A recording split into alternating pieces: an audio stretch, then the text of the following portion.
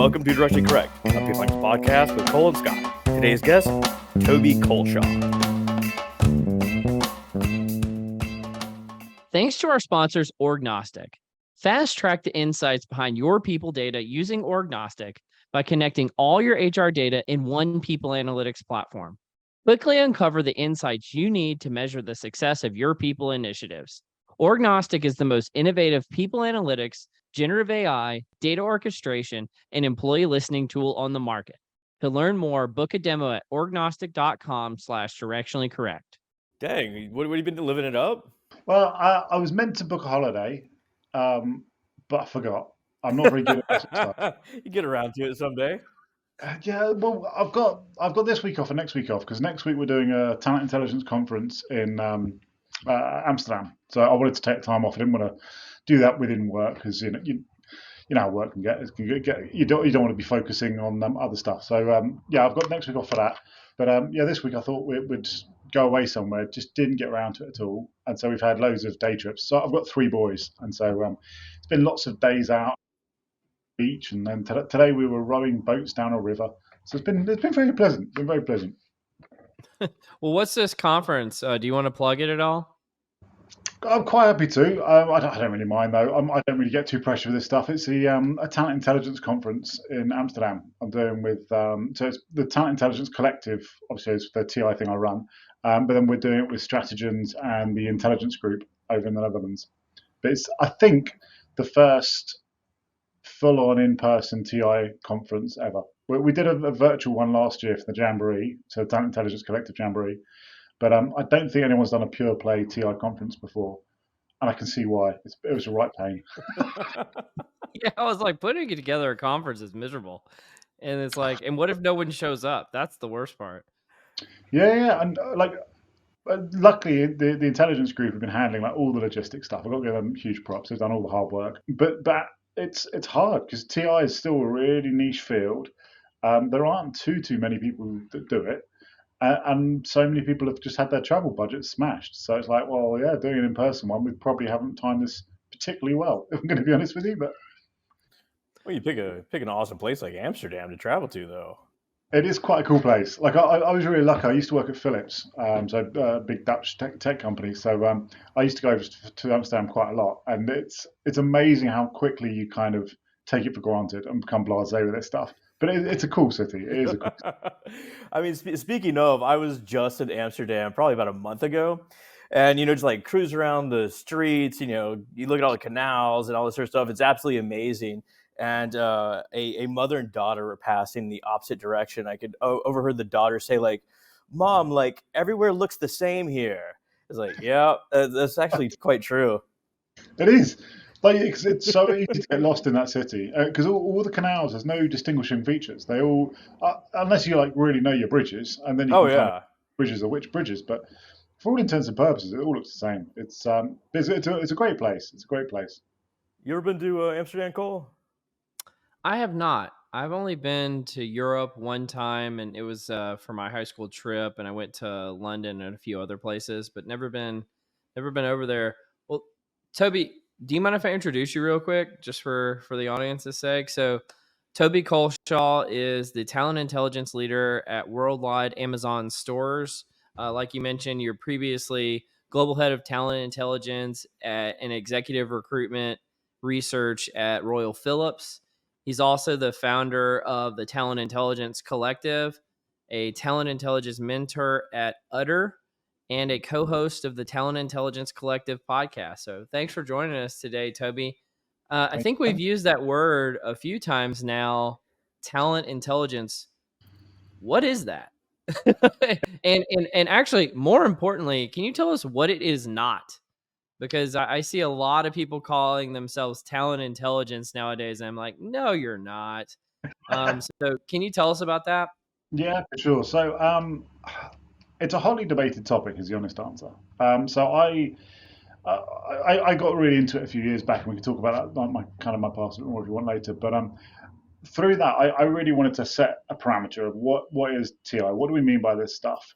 Because I felt really strongly that it wasn't what a lot of people were using. It wasn't sourcing intelligence. It wasn't exec research. It was something different.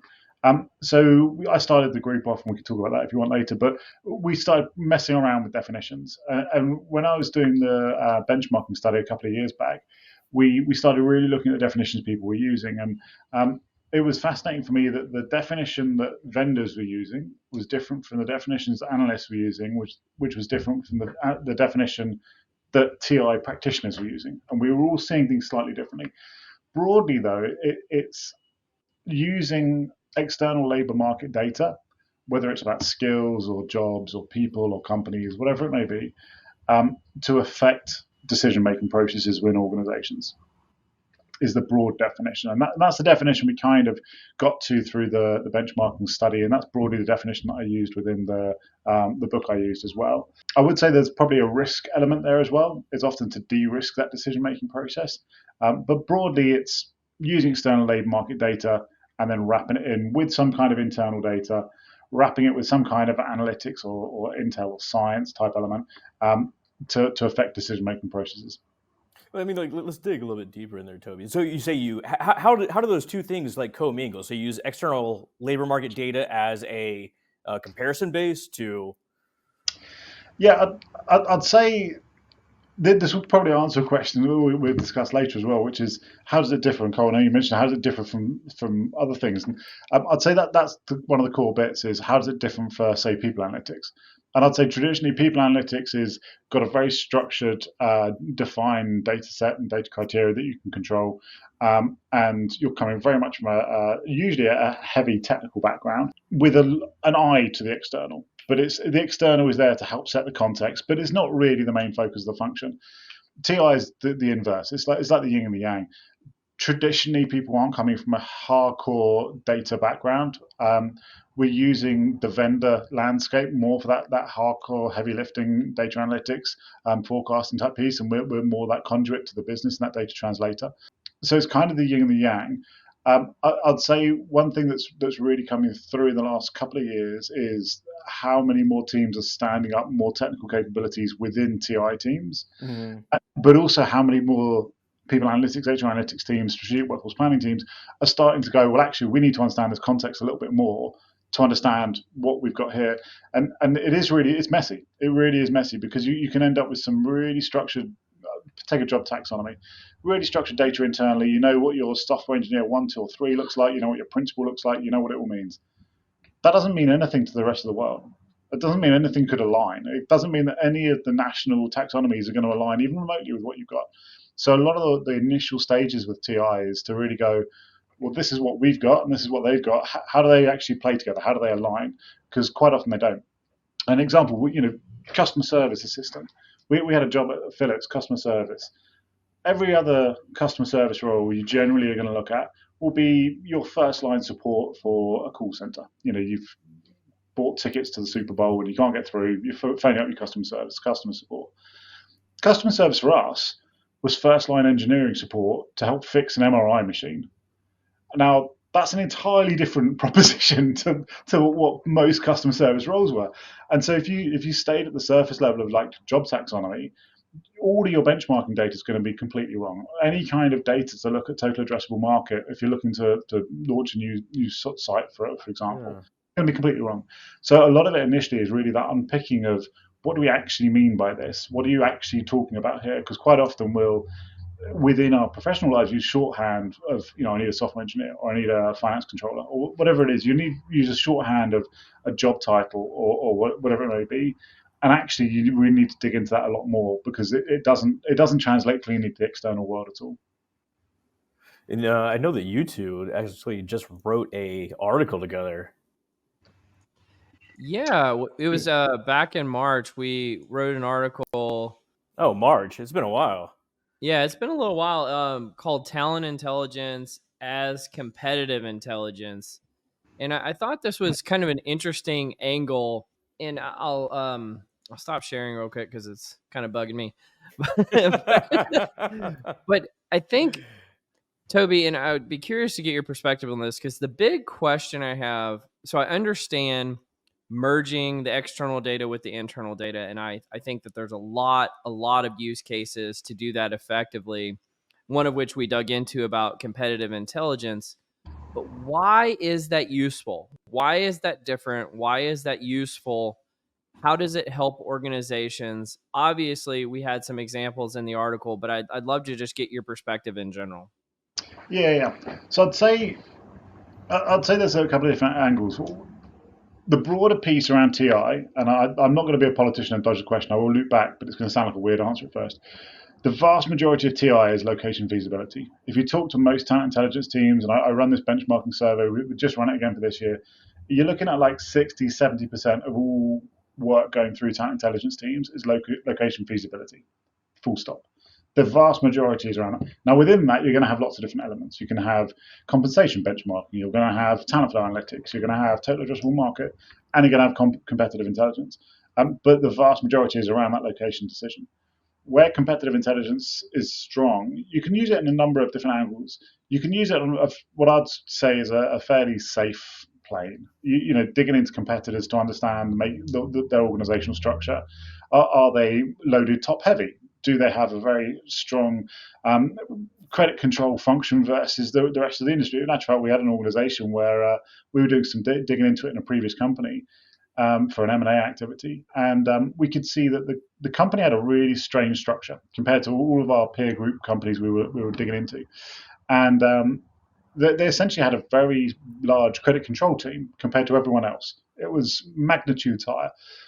And when we went back to the strategy team, the M&A team, we were saying, look, this is just weird. To us, we're no experts in this bit, but it looks like they're really good at selling the product. Everyone's great. They really want the product, but no one's paying for it. No one wants to pay for what they're selling.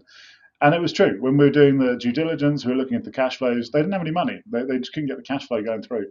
And that's where I'd say competitive intelligence really comes in. It's where you're doing the stuff that you shouldn't really necessarily be doing as a traditional HR function. And I know we want to talk about weaponizing TA later on, but it's where you're using the labour market data in a different way. So looking at job adverts to see how competitors pivoting their skill sets, how are they pivoting their locations, how are they investing in their new markets or new R&D spend, for example. And we've seen that in companies as well, where we could see companies pivoting and launching whole new areas, whole new business lines, whole new markets, and they hadn't told the broader market about it. It hadn't been announced to Wall Street.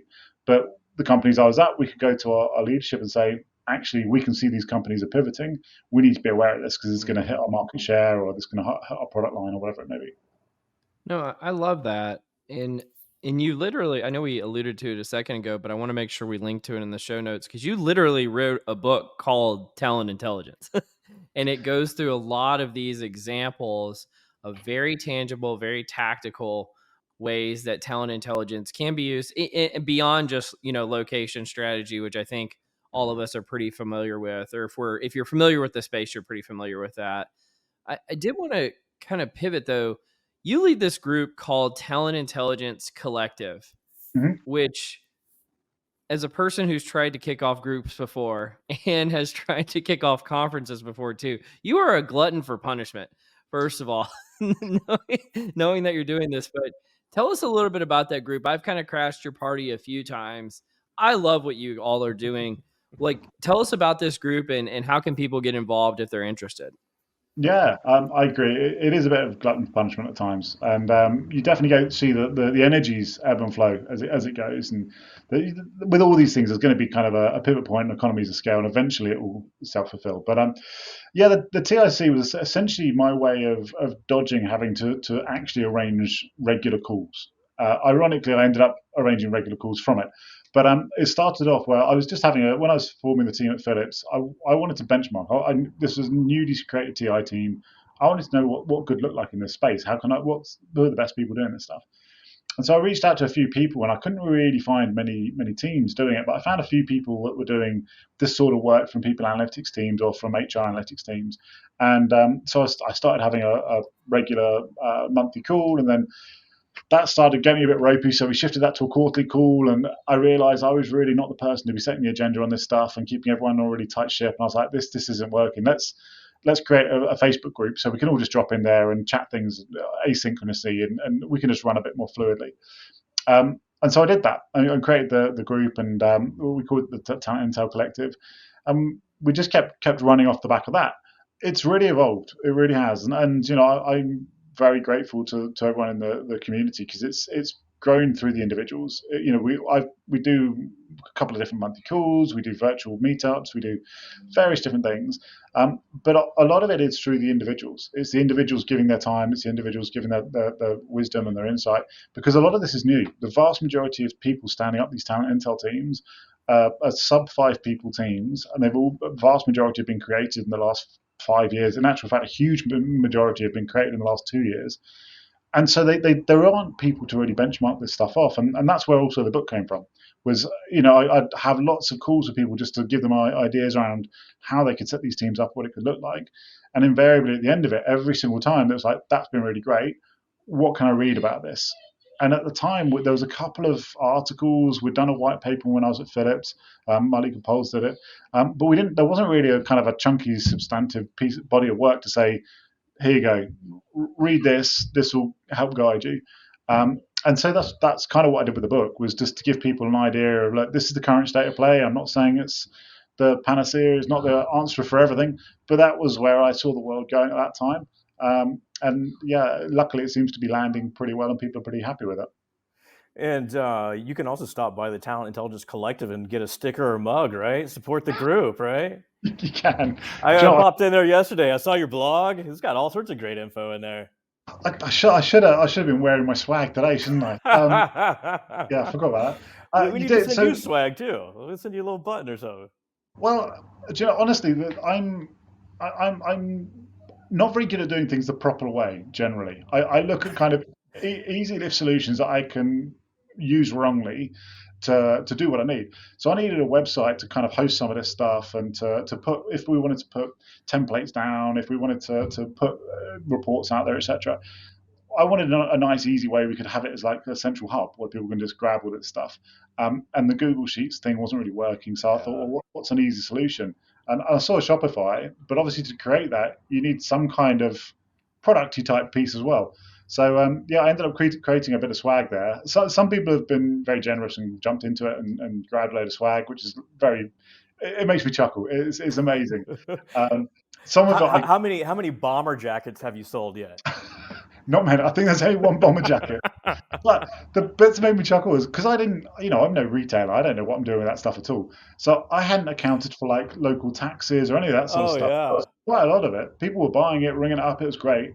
It looked like a really healthy, amount they're spending to support the group, but it would cost me money because I hadn't accounted for the taxes. So I ended up spending out more than they'd spent on the product. So it went a bit horribly awry, but yeah, it works as a hub. Like the reality is, like the product, if you want to buy it, it's great support, but it works as a hub. Like to store templates, to have the kind of the blogging bit going on there, it does work as a pretty decent hub solution, to be honest.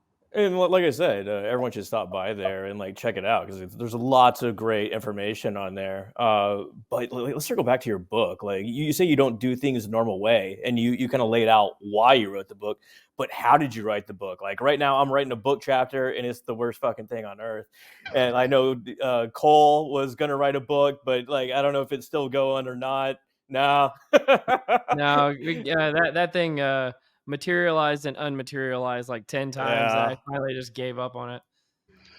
I tip my hat to you guys because trying it is hard. It's really brutal. So I started off by I mentioned earlier that people were asking me like where's the body of work we can read. So I thought, all right, I'll start putting some ideas down.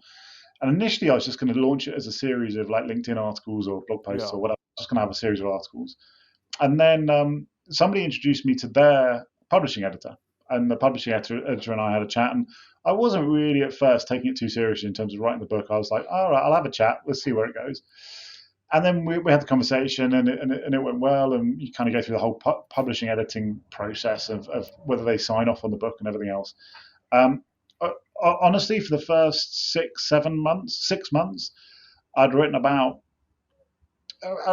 15,000 words, and it got to the end of the year, so December prior, and the book was due in the March, and I was like, all right, I'll write it over Christmas. I'll write it over the Christmas period. It'd be lovely sitting down with a mince pie or whatever. Clearly, none of that happened. Big plans. Yeah. Didn't happen at all. So got into the new year, and suddenly I was like, I've got a month left, and I need to deliver this thing. And they were like, you've got to deliver this. So it starts suddenly hit home, and it was a lot of late nights. We extended the deadline once, and then I was like, right, done. There's your 50,000 words. It's all done. And they're like, that's great, but you're meant to do 60,000 words. I was like, cracking. Better find another 10,000 words. So then I had to do the final 10,000 in I think it was about 2 weeks. I wouldn't say the book I've done, I wouldn't say it's a hard book to write because it's fairly structured. It's discrete units, discrete chapters. You do it whether you're looking at data security or data architecture or standing up a team or the future of TI. It's fairly discrete units that you can chunk into quite nicely. So I think anyone could do it, but it is a lot of work. And even once you finish, you think, all right, done, delivered, there you go. Then it goes through all the editing, and then you've got to do the redrafts, and then the editing, and the redrafts, and it takes God. a lot of time. But it was a great experience. It really was. It's like dissertations, right? You think you're done, like, oh hell no, you're not done. Exactly that. Exactly that. Well, so Toby, I've got one really big question in this space. It's been bugging me about talent intelligence, and we kind of addressed it at one of the orgnostic sessions we had for through the lounge on talent intelligence a few weeks ago. The one with AJ Herman and Travis Windling and Ben Zweig. And I think you were there in attendance, where I brought up this concept. If you hear a lot about skills based organizations now and skills taxonomies. And so I kind of cleverly brought one person from each background, one person who was advocating for a skills based organization, one for task based looks at talent intelligence, and then another based on role based looks at talent intelligence. Mhm. Where do you come down on this debate? Because I hear about skills relentlessly. I hear about it all the time. Yeah. What's your model? How do you look at this? What is are all three of those even talent intelligence? Tell us about it. Yeah, so all of that can comfortably fall into TI. And that's the beauty and the danger of TI, because it can definitionally end up being super broad. And you can end up with TI teams on the face of it look exactly the same. You dig into their work, totally different. But I could go off on a huge tangent there, so I won't. I think there's a lot of focus on the skills based hiring and skills based organizational structures, etc. at the moment. I don't think it's feasible. I just don't. And the reason being is I don't think most companies have a really good handle on what skills they have. Even if you've got a really good learning management system, if you're capturing all that information, if you've got your talent cards that people fill in once a year, you're still missing probably 70% of the on the job learning that people do and the skills development they're doing through that whole yearly period, unless they're permanently like updating their talent cards or permanently updating the LMS, which I don't think most people are. You could then kind of have more intelligent systems and start doing inferred skills and starting to look at, okay, what do other people within that have? Okay, it's likely that person has it. I just don't think we're geared up for that. There are obviously a lot of the vendors are pushing the skills-based hiring. It's often the vendors that have great skills taxonomies and great platforms that will give you What a Shocking. coincidence. skills-based information. It's a very strange coincidence. I think for me, it's the downstream impact of it all, though. Like if I hire Scotty for your skill set, not against a job family, not against a job framework, but your skills. Well, I now need a whole comp structure to marry against skills taxonomies, not job frameworks. So now that's got to be redone. And then how do we manage that? So suddenly the traditional hierarchy of work and the hierarchy of an organization doesn't really necessarily work out if you're managing to skills and to project outcomes rather than for job families. So I think there's a whole load of downstream impact of this skills-based hiring that people haven't really necessarily thought through. What it really, I think, will come down to is what I think at its heart it's meant to be is, all right, let's still probably hire against jobs, but let's just broaden skills. Let's broaden what we're looking for and not pigeonhole people into you're only in this job family if you've got this skill set. You can have some parallel skills that sit across. And I think that's probably where it will end up is actually we're just broadening out as skill bases rather than an actual skills-based hiring.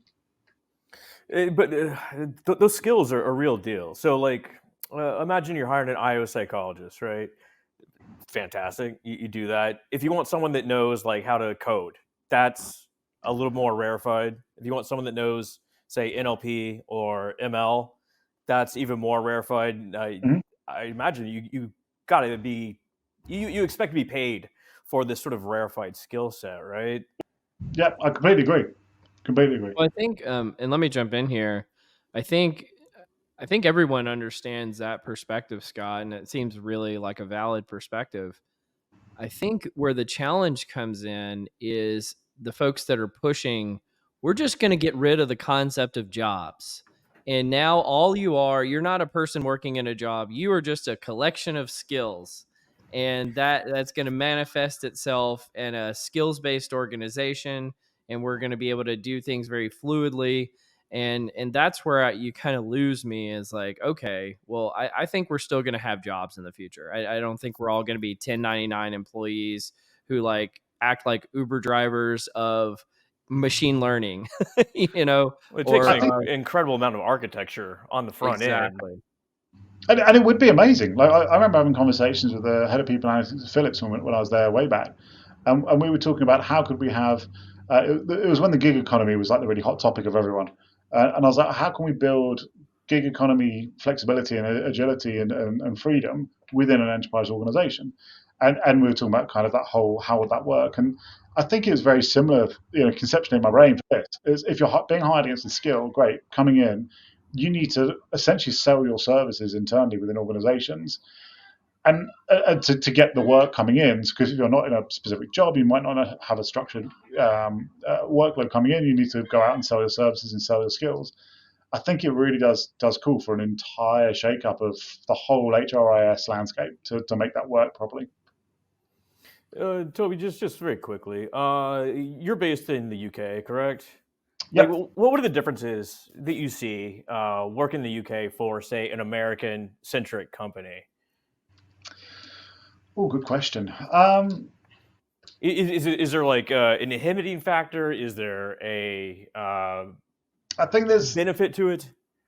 Yeah, I think there's from a kind of skills They perspective. allowed for more radical beard game on, like feel like you're just rocking it. Do you know, this has been a relatively recent growth, but yes. Do you know what? I think there's definitely some benefits. There are some great skill sets, access to Europe, etc., etc.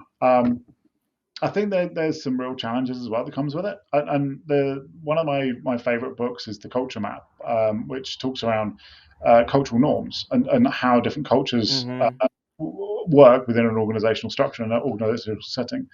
And I think you definitely see that within the British employees within US companies because of the communication style. US is traditionally much more direct. The British, we like to beat around the bush. We like to go around in circles. So you definitely see some communication styles, communication challenges, etc. But I think more generally, I think the UK we have traditionally some pretty solid talent bases. We've got some good hubs. We've got some good infrastructure and stuff. So it's a good place to land. It's probably not as appealing post Brexit. Is the reality of it. You're suddenly going, well, actually, I can go into Germany or France, etc. as well. So it's probably not quite as appealing.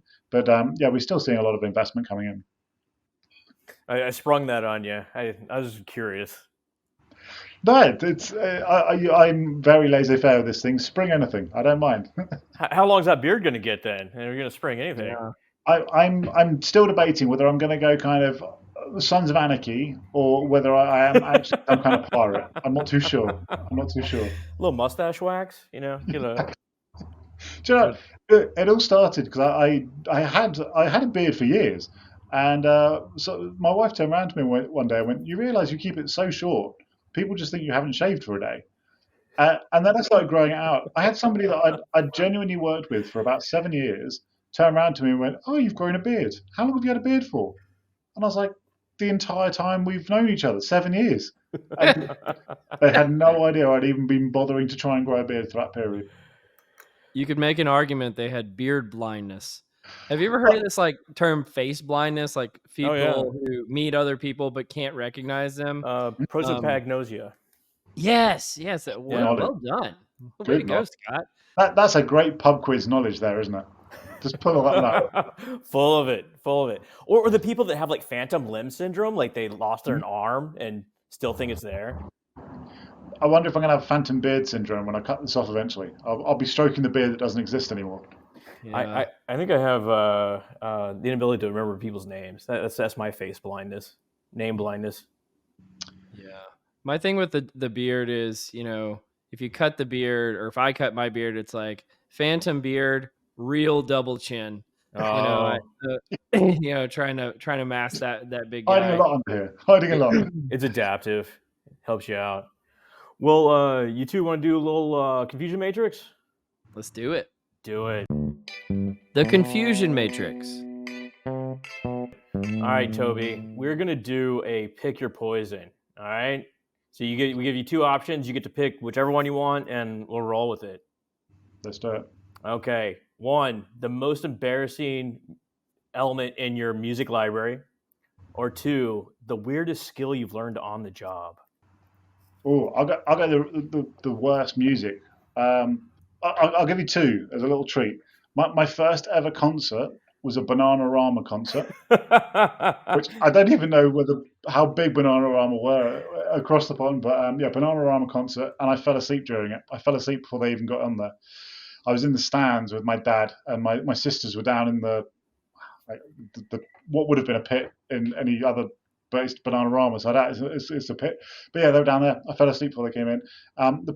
My first single I ever bought was "Crocodile Shoes" by Jimmy Nail. Crocodile Shoes. Okay. Crocodile Shoes, but it's a terrible song. He was basically an actor from the north of England, and yeah, he did a song called "Crocodile Shoes," and it's pretty terrible. But I have quite an eclectic taste in music, and I'm quite open to terrible songs. Yeah. Well, sometimes you need it. It's comforting, right? It's true. It's true, and I particularly doing the sort of work we do. When I'm writing papers, when I'm doing research, I have to have music on. I can't sit in silence. I have different types of genre that I will hit for. Like if I'm writing a paper versus doing research for a paper versus doing different bits, I'll have different genres that I hit for different things. So like what like we're doing a lit review. What are we listening to? I'd probably do something pretty chilled. So I'd probably do like whiskey blues or something like that. Put some kind of whiskey blues compilation on YouTube. All right. We're doing some hardcore conclusion writing. What are we doing? Doc writing, as you know, is a big thing. I go for some pretty aggressive metal, not hyper aggressive, but stuff like Slipknot or something like that. I'll get in there and get that blasting in the background.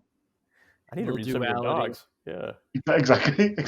I think it's the beats per minute. I think that's what triggers me when I need to like really focus. I need something higher beats per minute versus when it's a bit more chilled. What was your first album, Cole? The first one I bought? Yeah. I honestly don't remember, but I'm just gonna say In Sync. just to be funny, because it was probably one of my first 10 I bought, and I remember that one being pretty early. That's guilty pleasure music, right? Dance in the Mirror. Well, when you're a kid, it's not even a guilty pleasure. It's just like, this is good music. It's a pleasure. I don't know. What about you? Like most embarrassing song in my library, probably like Lynn, "Steal My Sunshine," or Barbie Girl. That's in there. Oh yeah. Boy, it's been like about 4 years, but I got called a boomer because I still have an MP3 collection. Yeah, you're not a boomer. I mean, I feel like those are transferable. Yeah, exactly. That was my argument too. But I'm not streaming. But I spent too much time on LimeWire and Napster to give it up, right? No, he did not, federal government. He was just surfing the web. They were both out of business by 20 years. I think statute of limitations, wink, wink, are done. Yeah. Whoever called you a boomer, though, needs to look into their demographic splits. This is not... I mentioned earlier, I've got 3 boys. My eldest will often call me a boomer, and it's like... Hey, kids. Buddy, I don't mind you ripping into me, but let's just get these demographic cuts accurate. Like, just know what you're calling. You're a few generations off there, sir. Have you seen the TikTok trends of I don't know, Gen Z saying well, life in the late 1900s was like this? It's like that's amazing. That's just math. So you shut up, you little kid. Well, you ready to do some nerdery? Yeah, let's do it. The nerdery. Where do you want to start? I want to start with a little kudos to you, my friend Scotchua. We got a IOP article. So for the non-initiated, Scott and one of our previous guests, Liz Conger, got a submission accepted in the Industrial Organizational Psychology, or it's a commentary. It's Do a you wanna? commentary. Like, yeah, it's not oversell it. That it's a full article. I'm still proud of you. But the full article, I can't remember the actual name of it. It doesn't Well, matter. it's bringing polycultural organizations to life, a network analytics strategy. Yeah, the actual focal article dealt with this idea of polycultural organizations, which essentially seeks to develop connections across different employee segments, with the idea being that, as opposed to, say, multiculturalism, which is, kind of a melding of culture. It's kind of like, this is in a nutshell. It gets a little more sophisticated than this, but like a melding of culture. Polycultural says, like, different elements of the culture are adaptive. Let's lean on each other, develop connections across these different groups, and kind of learn from each other, this sort of thing. Fantastic. But they didn't really provide methods to do it. I saw this, so I do a bunch of network analytics. I got several different strategies that organizations can use to, increase this. I didn't want to get too much into the diversity aspect of this, but rather bringing together different employee segments where we can learn from each other. So, like, Toby, you're in the UK. I want to know more about this. You're a different part of the company than me. Cole brings a different perspective, this sort of stuff. So, yeah, I put together, it's like 8 different strategies that organizations can use to help engender connections across different folks.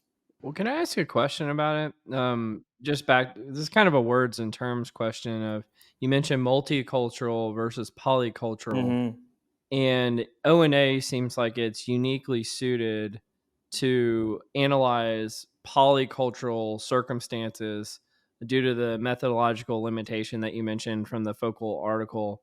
How is it different than how you would analyze multicultural work? And maybe I'm just not understanding the differences there. No, once again, it gets a little nuanced. So, way they talk about it, like, multiculturalism is like a blending of cultures, kind of bringing together different elements. This, in a So it's nutshell, like a suicide of sodas. So you go to the soda machine and you yeah, get every soda, and that's multiculturalism. yeah, have like multiculturalism fairs, and like you go and like get a little sampler from each little group, kind of like blend them all together in your belly, if you get Yeah. this sort of thing. But polyculturalism is like different segments and how to build connections across those segments. Okay. Just keeping them as discrete units and Yeah. the benefits of that, but building those bridges between. And from a network analytic perspective, there's several different elements that relate directly to this, such as community detections. So, a group of individuals that perhaps they have different genders, different ethnicities, different work units, this sort of stuff, but they all collaborate together. They all essentially share knowledge together, so they're going to have a cohesive set, a knowledge base, despite their individual differences. But how can you build bridges across different communities to share those knowledge bases? That's where like the real magic starts happening. So, I mean, we talk about these fracture lines, which are kind of artificial between, say, ethnic groups. But if they're in the same group, they essentially have the same knowledge set. So, I mean, like, talking in these terms, it has value in certain analytic functions. But in reality, you want to share knowledge between these groups, and that's what this is all about. Would the same strategies work? Obviously, that's between it's polycultural, but would it also work between polyfunctional? So, as you were talking then, I was thinking, Yeah. we used to do a lot of work combining talent intelligence with market intelligence, with IP litigation, to bring these different elements together to say, okay, what are our, going back to competitive intelligence, what are our competitors doing, and trying to see a holistic picture from everyone. But it feels like it would be similar strategies. Exactly. And once again, like, I wanted to stay away from the DEI aspect for this exact reason, because Yeah. there's a thing in network analysis called modularity, essentially how the network breaks up into different functions, and it's exceptionally useful because there's greater similarity of the people inside those different modules than Mm-hmm. outside. So, you from like, oh man, I could go off kind of crazy. There's a thing called like a small world network. So this is essentially like dense interconnected groups, which you have different little communities, but short path links between them. So little bridges across them, so you can reach essentially anyone in the network in 3 or 4 steps. And that's what you really want to do. Really want to do. You don't want like isolated groups. You don't want like big sort of diffuse groups either. You want like these like kind of dense groups that work together closely and can share knowledge across different segments.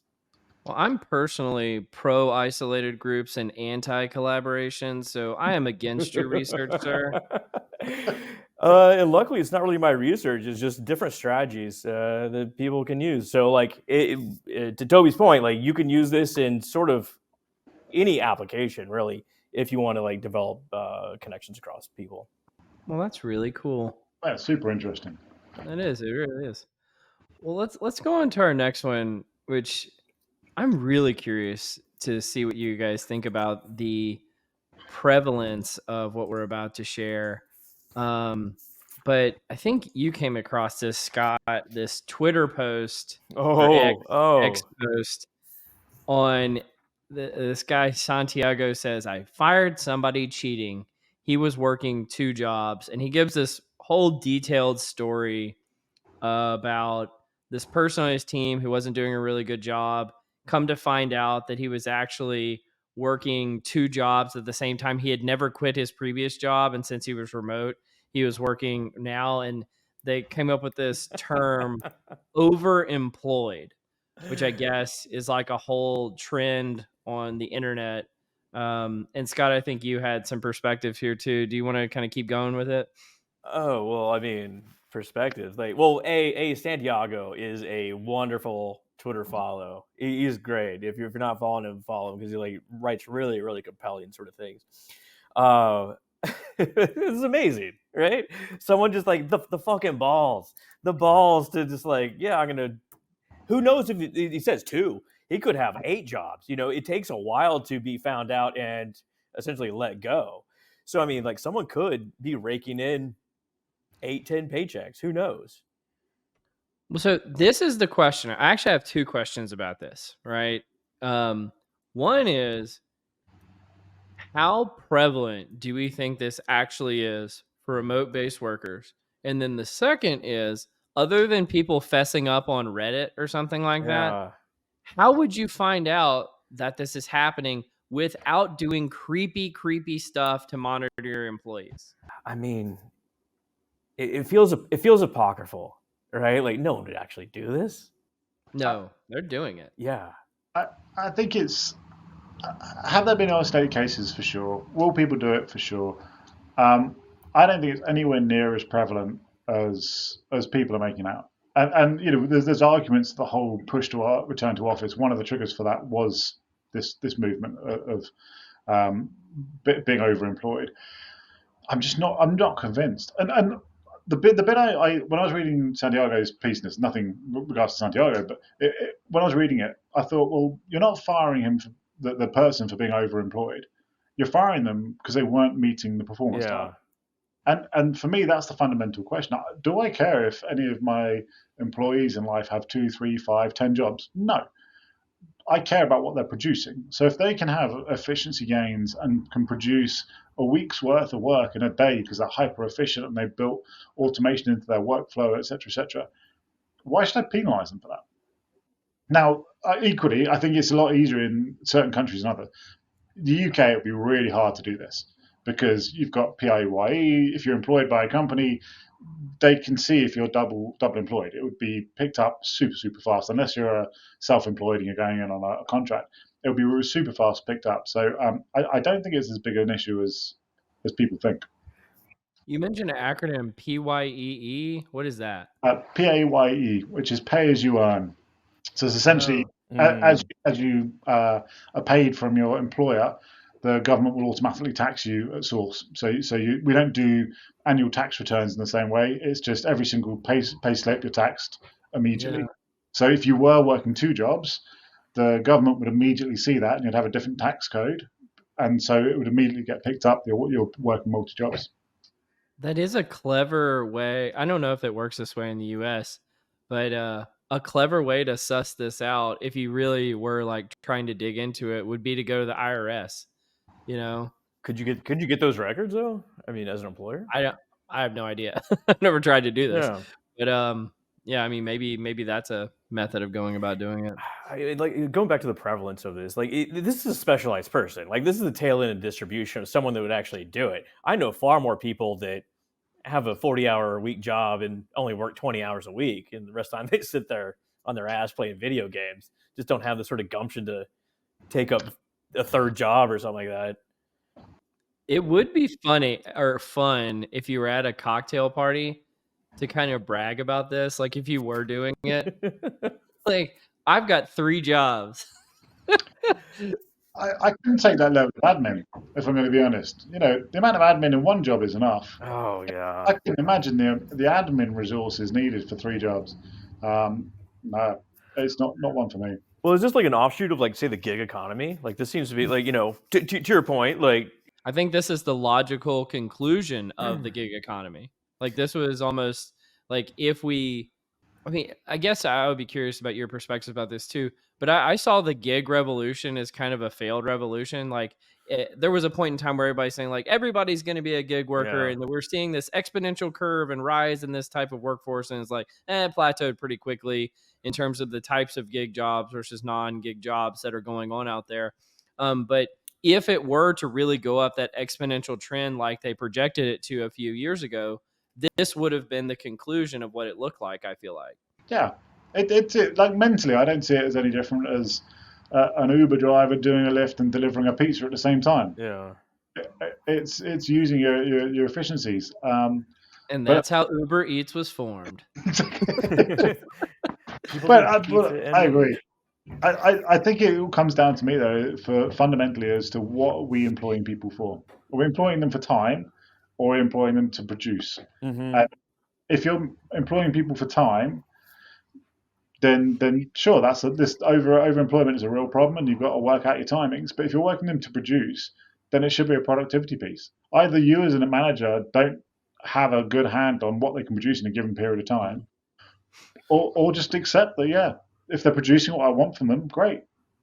It shouldn't be an issue. Well, the Absolutely. manager probably doesn't have a good handle on it, first of all.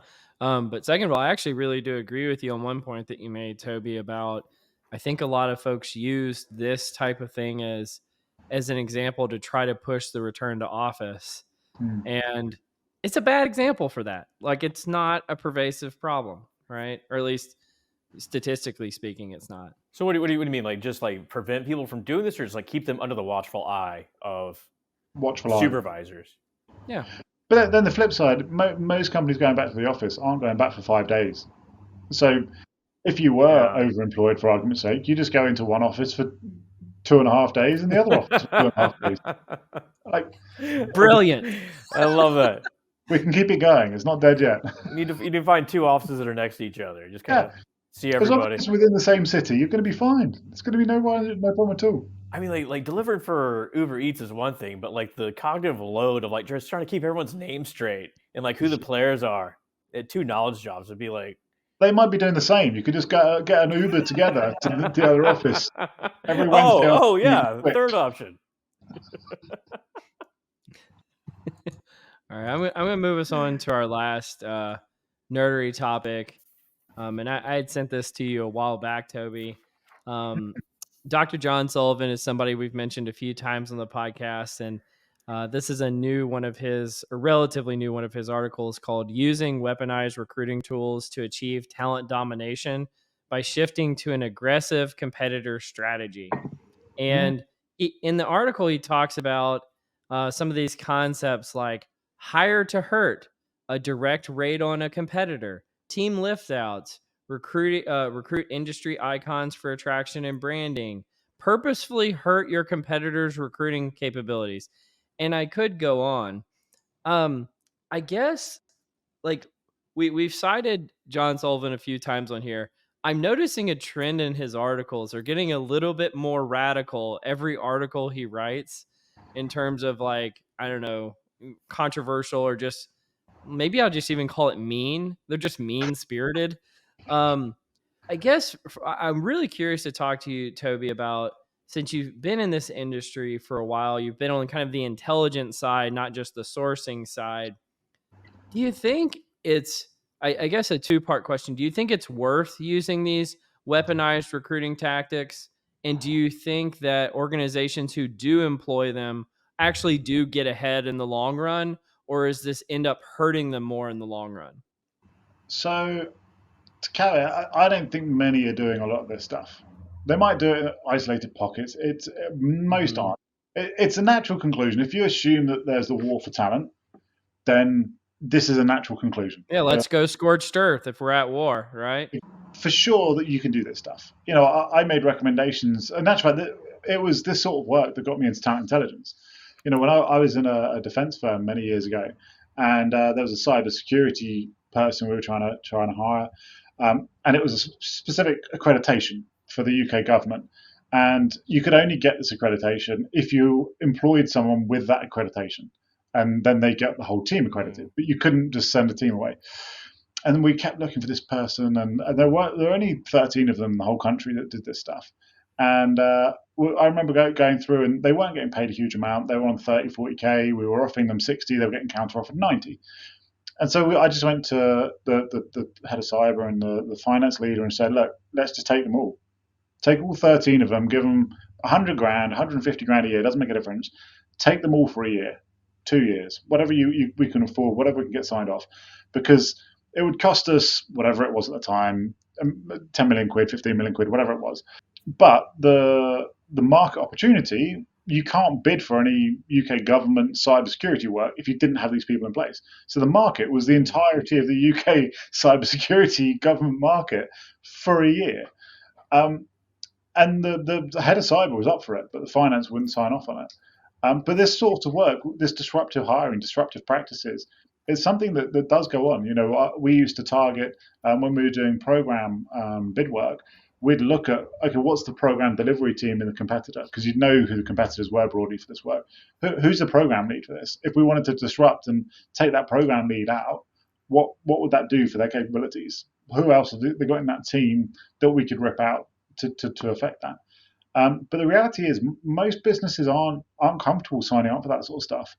Not because they necessarily have a bad taste in the mouth to do it. I think most companies wouldn't mind that. It's the fact that we're now going to be stuck with headcount with no job for it, and finance just don't want headcount sitting there with no job. And there was a Yeah. big It piece this throws year. off all your ratios and stuff like that. Exactly. And there was a big piece this year about the FAANG companies hoarding talent, etc.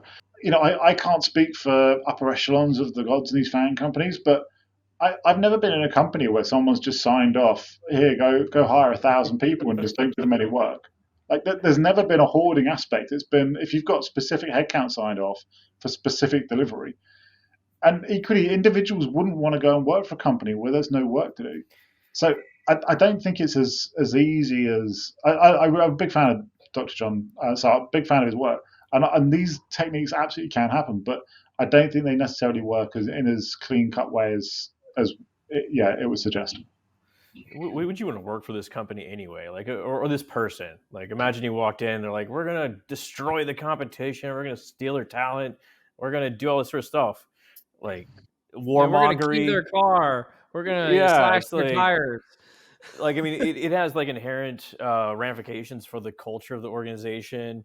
You probably begin to realize that you were hired because just to fuck over some other competitor, this sort of thing. Like, why am I here? Like, and that also means you're expendable, right? Yeah, If there's no work for you at that point. Uh, I think that the earlier point around like, is this a one-time deal or is this a continuous sort of process? Because like HR recruiting, it's a pretty small world, right? They talk to each other, and you get these sort of situations like the prisoner's dilemma, right? If it's a yeah. one-time deal, if you want to screw someone over, then by all means. But there's a lot of symbiotic relationships. You're getting a whole tit for tat type relationship. I do something to you, you do something to me back. Or you're going to wind up like college football, where like you just raise the stakes so much on each other that it's hard to like all of a sudden you were going to offer someone 100,000 quid. Now it's 200,000. That's the new market value. And don't get me wrong, like I completely agree, and I think there's a couple of bits that really make me a bit nervous with it. Also, is one is particularly when you start getting into a recruitment process and you're asking some very personal questions.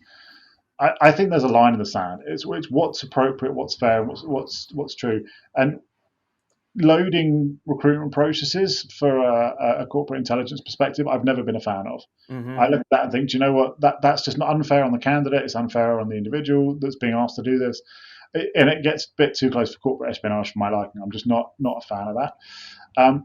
But if flip side being, there's been many cases. A lot of the big tech companies got huge fines because they were colluding not to hire from each other.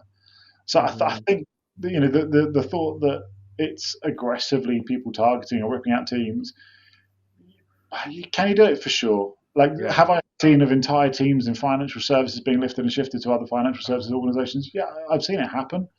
But I think, in the same way that TA is a small world, a lot of these VPs, these CEOs, the C-suites, they've all worked with each other. They've been in the same industries for like 15, 20, 30 years. They're all first name basis. They're not Exactly. let a lot of this stuff slide for very long. I mean, this is definitely, if you're a psychopath, you'll definitely like this article. So Yeah. But the flip side being, I am a fan of using talent intelligence, labor market intelligence in a much more aggressive way, in a much more commercially, a bigger commercial application.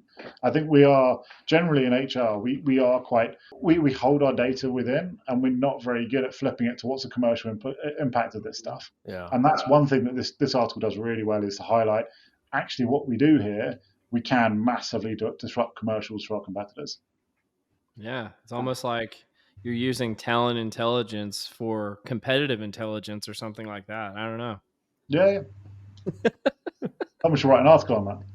Yeah, somebody should. Well, I think you had a question for us, Toby, about strategic workforce planning and people analytics and talent intelligence and all of those. I don't know what's going on there. Yeah, so I'm seeing more broadly where, and in the book, I kind of hypothesize one of the future situations is all of this stuff needs to come together. And I think there's still quite discrete units of people analytics, strategic workforce planning, talent intelligence. What do you see the future being? Do you see these functions and the other talent acquisition analytics or whatever else ones as well? Do you see it all coming together? Do you see it all being one, organization, people science function or people intelligence function, whatever it is, or do you think they are discretely different and they should have different homes? Or I'd love to hear your takes. Yeah, I mean my perspective is I'm living in the future already, Toby. I've been treating them as complementary for a while. I was at a dinner earlier this week where I mentioned I feel like I'm like a one person, like trying to be a hero, trying to keep the workforce planning community and the people analytics community connected, because they just seem to be ship sailing in different directions. But I've led workforce planning functions. I led people analytics functions. While I was leading people analytics, I was doing talent intelligence work. I really think they're extremely complementary. And I think most people who don't see them as complementary is just due to ignorance. They're just not familiar with the special superpowers that the other functions give you. And so I'm very much in violent agreement that these three should coalesce over time, and just because I find them all interesting in different ways. So, and I'll even couple in there like the IO psychology skill set is an even additional X factor variable that goes into those three as well. What would you say, Scott? Well, I mean, like just hearing you talk there, like I'm not sure I'd really draw a distinction between like workforce planning and people analytics. I'm not sure that I see a distinction between the two, and because to your point, they are complementary, and over time, just things become more consolidated. You start out with these little fiefdoms, and they tend to come together. This seems to be a natural order of things. Of course, you need to follow the business needs. Certain organizations may need them separate, some may need them together. So. Yeah. I mean, I've seen like workforce planning functions that are sitting in like a call center, perhaps, and they have no idea that people analytics even exists, because all they're doing is really highly operational, highly transactional. We got to hire 30 people this week because we know 30 people are going to quit, because it happens every week. And it's just, they don't really see that kind of overlap, but definitely think that they should be. But, yeah, Toby, having you on as a guest has been a lot of fun. I've been really looking forward to this for a while, and I've admired what you've been doing in the talent intelligence space for even longer than that. So thank you so much for joining this week. Before I give you the final word, Scott, any parting words for Toby? Oh, this is the final question. You and your boys going to go to the river today? What are you doing? Yeah, no. So it's now 6 o'clock. So we've done the A river. little late. We're all chilled out. I think it might be a dinner and a dog walk, and that's about it for the evening now. A little FIFA? Play some FIFA? Wrong shaped ball for me. I'm more into rugby. Oh, yeah, you're a rugby guy. So it's a Rugby World Cup on at the moment. So I might sneak in some rugby there and just not tell them that it's a replay. Rugby Sneak in some 7? rugby, listen to a little Slipknot, have some fun. Let's do it, man. Oh, this is great. Might even guilty pleasure some Nickelback or something in there as well. Oh, there you go. Oh yeah, just rocking out. I feel like there's a Nickelback joke there to be had, but anyway, we'll wrap this thing up. So you've been listening to Directionally Correct, a People Analytics podcast with Cole and Scott, and today's guest, Toby Culshaw. Thanks for joining us, Toby. Thank you so much for having me. It's been a blast. As always, all opinions are our own and do not reflect those of any other organization. You've been listening to Directionally Correct, a People Analytics podcast with Cole and Scott.